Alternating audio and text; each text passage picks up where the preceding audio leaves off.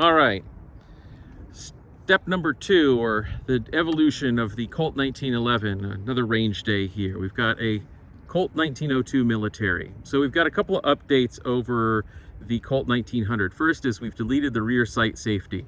It's very hard to operate on the original gun. We've got a traditional dovetail safety. Where's the safety on the gun? There isn't one. This is a semi-automatic handgun with no safety. None of our Glock trigger dingus, no rear strap thing. Nope. If it's cocked, it's ready to go. We've got a heel magazine release here. So there you go. We'll clear that. So you can see it's empty. Already checked it. We'll flip it over here real quick. Don't worry, there's nobody behind us. It's basically me on the range and David around here just keeping an eye on things. So we've got a bolt catch now, so you actually know when it's out of ammunition, and makes reloading quicker. And being military, you got to have your lanyard strap. Just if you're collecting these, this one's actually got a beautiful finish on it. You'll notice the sling swivel here actually can wear the finish a bit. That's just kind of a thing that happens to these over time. So there we go. Let's get a magazine loaded up and start shooting some rounds. So for ammunition, same ammunition that I've used before. It's all I have. Is our Remington 38 ACP Colt automatic pistol, 130 grain. And I'm assuming it's 1950s production. I don't really have a way to prove that, but just the box looks like that. So our magazine here, you notice it's got, if you have a 1911, you'll recognize that. That's a little tab that operates the bolt catch. Or slide stop, I guess would be the modern term. I think a bolt catch is an AR-15. You'll notice there's a little bump there. There's an original magazine that it'll catch the heel magazine release. This magazine is a little fiddly to load. Getting the round in there just right between the magazine lips takes a bit of work. Let's just start with 3 rounds.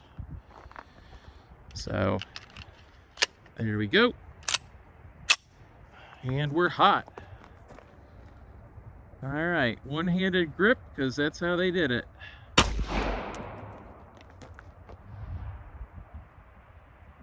There we go. All right, slide locks open. You also notice bull barrel, right? 1902, and it's got a bull barrel. Let's remove the magazine. It stays locked open. If I press the slide release, we go forward. We're ready if we had a fresh mag in there. So my impression in this gun, it feels like the frame is narrower. It's not, but it feels like that. I don't know if it's just the grip panels, the way they're shaped on this particular one, how they blend into the frame. This feels to have a little more recoil than the Colt 1900 that I've shot. David, who's here at the range, commented he's pretty sure it's actually the spring pressure seems less than this one. Now, I'm guessing that's just time and number of rounds through the gun. This one's probably seen more rounds, or the spring, maybe it was just lighter to begin with. It's not terrible, but you can feel the slide kind of get to the back end as opposed to the 1900, where it seemed pretty smooth in the whole cycle. And this one's got a little bit of kick. It's not bad, I mean, by any means. It's very comfortable.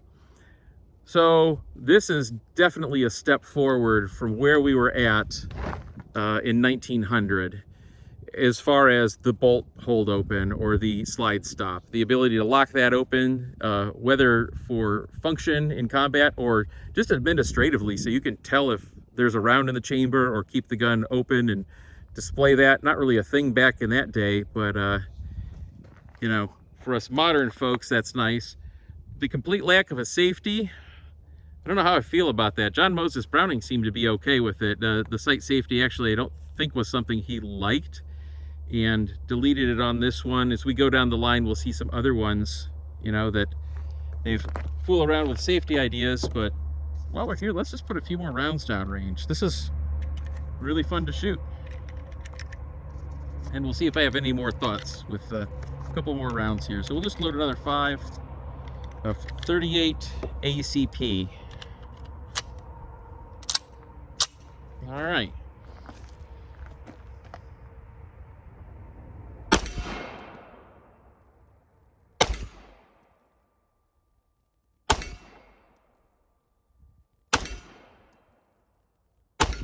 All right, 5 hits, 20 yards, one-handed. I'm proud of my shooting there. It's about the best I could do on an average day.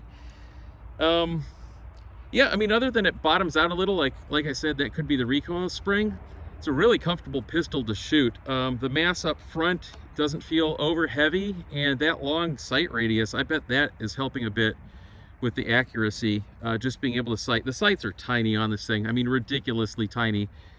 But I'm not in a high stress environment here. The steel isn't shooting back at me, so yeah, I'm able to hit center of it's a plate downrange, that a torso plate, and has a center piece that is a ringer in the center of it. And yeah, I wasn't having any trouble hitting that at 20 yards. So I would say that's a pretty effective pistol. I think this is a step forward, and yeah, I would be comfortable in 1902 being issued one of these and having to use it to defend myself.